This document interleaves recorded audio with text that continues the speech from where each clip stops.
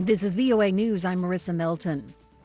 The United States has concluded that Iran launched last week's drone and missile attacks that knocked out half of Saudi Arabia's oil production. The CBS News network quoted unnamed officials as saying that low-altitude cruise missiles were used in the attacks early Saturday that cut Riyadh's oil production by 5.7 million barrels a day. That's nearly 6% of the world's oil supply. NBC News said more than 20 drones and missiles were deployed in the attacks. U.S. Vice President Mike Pence reinforced the U.S. position Tuesday in a speech. As the president said, we don't want war with anybody, but the United States is prepared. We're locked and loaded, and we're ready to defend our interests and our allies in the region. Saudi King Salman says his country is capable of defending itself against the attacks, but called on the international community to clearly confront the perpetrators. The first hearing in what House Democrats are now calling an impeachment investigation quickly went awry today. AP Washington correspondent Sagar Meghani has more. Starting with the first question from House Judiciary Committee Chair Gerald Nadler. Is it correct that as reported in the Mueller report on June 19, 2017, you met alone in the Oval Office with the president? Former Trump campaign chief Corey Lewandowski set the tone. Could you read the exact language of the report, sir? I don't have it available to me. Lewandowski says the White House ordered him not to talk about his discussions with the president beyond what's in the Mueller report. I am respecting the White House's decision. Nadler says the White House doesn't have that authority. We should call this what it is. An absolute cover-up by the White House. Lewandowski earlier blasted lawmakers for going down a rabbit hole with petty politics, drawing the president's attention. He tweeted from Air Force One, "Such a beautiful opening statement. Thank you, Corey." Sagar Meghani, Washington. For more on this and other stories, visit us online, voanews.com. This is VOA News. The UN Security Council has voted unanimously to extend and strengthen the mandate of its mission in Afghanistan, overcoming threats of a Chinese veto. The council was due to vote Monday, a day before the political mission's mandate expired, but China threatened to veto the draft resolution renewing it because it did not mention the Chinese Belt and Road Development Initiative, which links China with parts of Asia, Europe, and Africa by sea and land.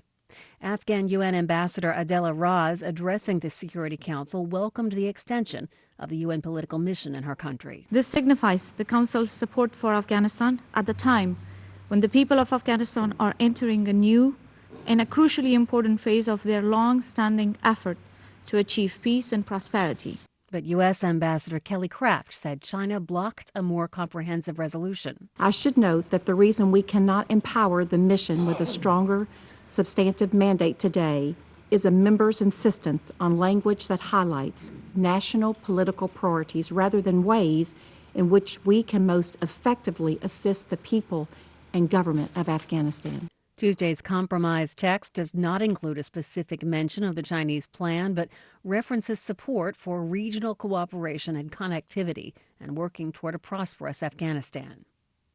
Exit polls in Israel's national election show that neither Prime Minister Benjamin Netanyahu nor challenger and former Army head Benny Gantz can put together a ruling coalition.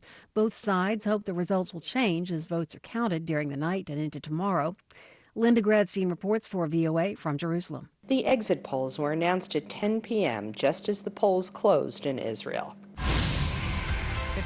Based on all three exit polls, Netanyahu is not able to form a majority coalition of 61 seats in the 120-seat Knesset. Likud cabinet minister Tzachi Hanegbi said he believed Netanyahu's chances will improve as the final votes are counted. He said he still believes Netanyahu has the best chance of forming a government. Once final results are in, Netanyahu's president will consult with the leaders of each of the parties and recommend either Netanyahu or Gantz to try to put together a government. So far, it doesn't look like either the right wing or the center-left will be able to do that. Linda Gradstein for VOA News, Jerusalem. Dozens of migrants took part in an asylum hearing inside a tent court in Laredo, Texas today. Acting Homeland Security Secretary Kevin McAleenan is visiting the area to tour the new facility a day after it opened.